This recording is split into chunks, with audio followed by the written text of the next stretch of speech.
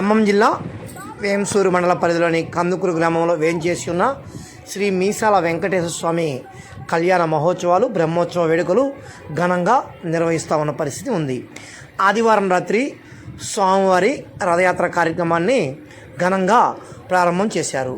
ముందుగా గ్రామానికి సంబంధించినటువంటి భక్తులు, యువకులు కాగడలతో ప్రదర్శన చేసి అలరింపజేసిన పరిస్థితి ఉంది. ఎలాంటి అవాంఛనీయ సంఘటనలు ఏర్పడకుండా వేంసూరు పోలీస్ ఎస్ఐ వీరప్రసాద్ ఆధ్వర్యంలో గట్టి బందోబస్తును నిర్వహించిన పరిస్థితి ఉన్నది. చుట్టుపక్కల సుమారు 50 గ్రామాల నుండి ప్రజలు, భక్తులు విరివిగా తరలి వచ్చినటువంటి పరిస్థితి ఉంది. అట్టి వివరాలను ఇప్పుడు మనం యూనిటీ ఫైట్ మీడియాలో వీక్షిద్దాము.